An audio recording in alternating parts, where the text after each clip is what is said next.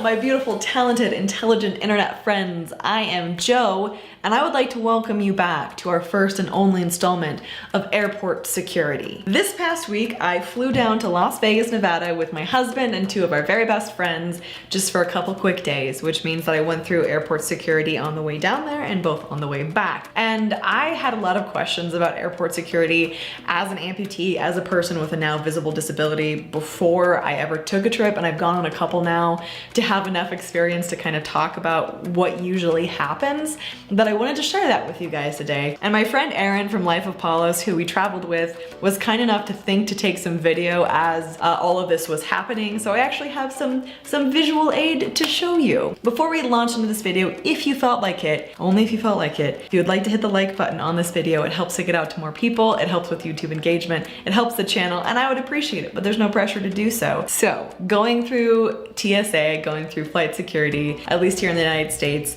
I think for a lot of people we see it as a hassle, but it's a very necessary one. I mean, obviously they're trying their best to keep us safe.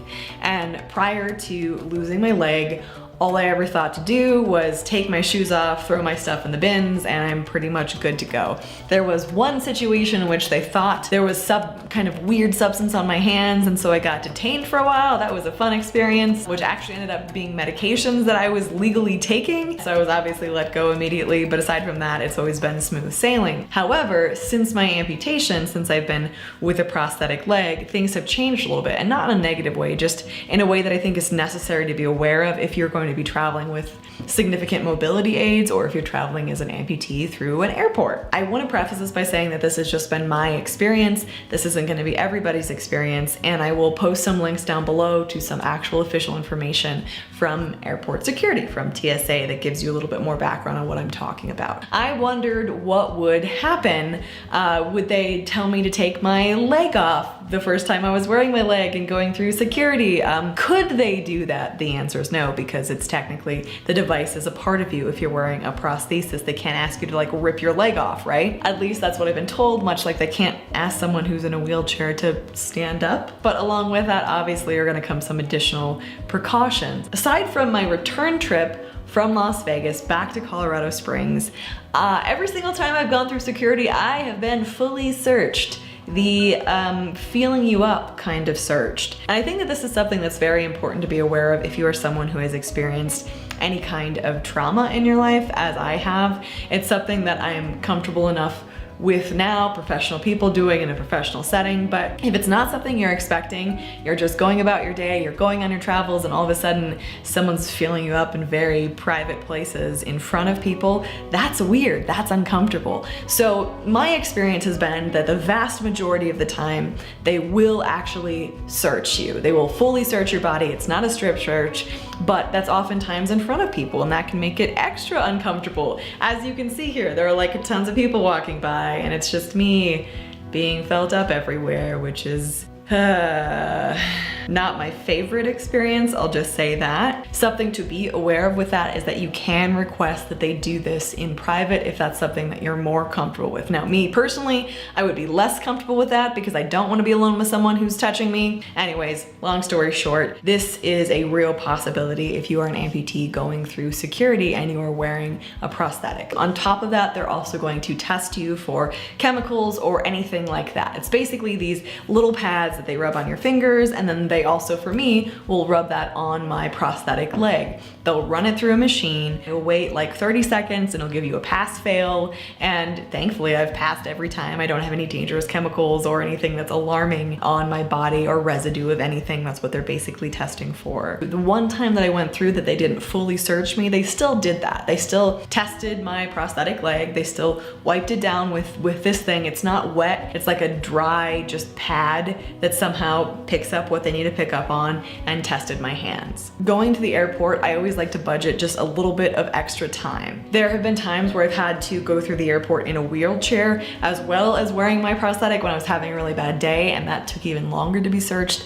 Sitting down with a prosthetic in a wheelchair, they were very respectful about it, but it takes a few extra minutes, right? It's extra minutes out of their day, it's extra minutes out of your day, and it's hard to do that while being stressed and running late for anything. So if you can, I would highly recommend that you budget extra minutes when you're getting to the airport. Side note as well, I feel like a lot of people know about this, but not everyone, because this wasn't something that I was aware of. You can request a wheelchair when you're in an airport. Some airports, depending on the size, are really, really big and require a lot of walking. Like the main airport that I will often fly out of, Denver International Airport, is huge and requires a lot of walking. And someone will actually bring you from location to location, but if that is the case, you do want to call ahead for that, because most of the time in my experience, they don't just give you the chair and let you go with it, let your, someone you're traveling with push you. They actually have someone assigned to transfer you from location to location, and that's part of the protocol that they have. That may not always be the case, but that has always been the case when I have been there. Another thing with security, if you have a prosthetic foot,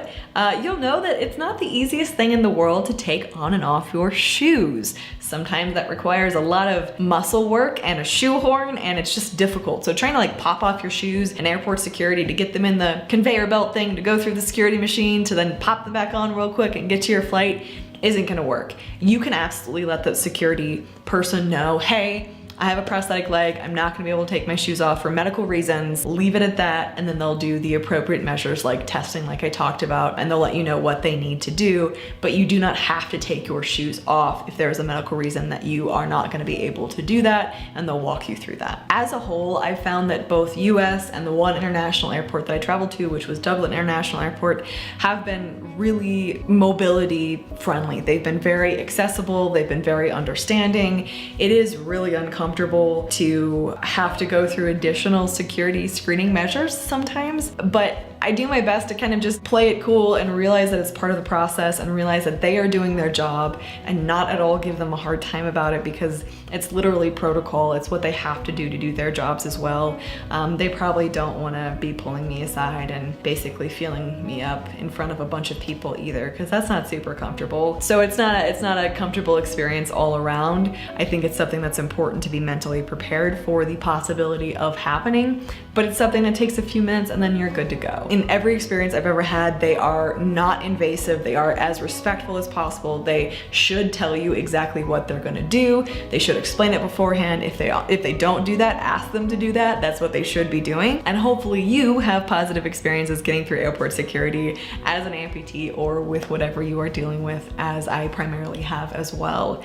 So I'm curious if you've had these experiences, if you had good experiences or bad experiences getting through airport security. If you have any tips and tricks, please leave them in the comment section down below. I'll reply. We'll try to share information and then get more info out to more people. I think education is always good, and knowing what to expect really helps me alleviate anxiety, and so I want to be able to share as much of that information as possible. So comment down below any questions or stories that you have. Thank you to my patrons for making these videos possible. I truly, truly, truly appreciate you and all you do for me. If you're interested in what Patreon is or what you get for that or what that community looks like, I'll put a link up on screen, and I would love it if you'd consider checking it out. Thank you for taking a few minutes out of your day to spend them here with me, hanging out, learning about being an amputee in airport security. I know most people watching this channel actually aren't amputees. I think it's really cool that you want to learn a little bit more about life as an amputee, especially if you aren't one. So thanks for listening. I love you guys. I'm thinking about you, and I'll see you in the next video.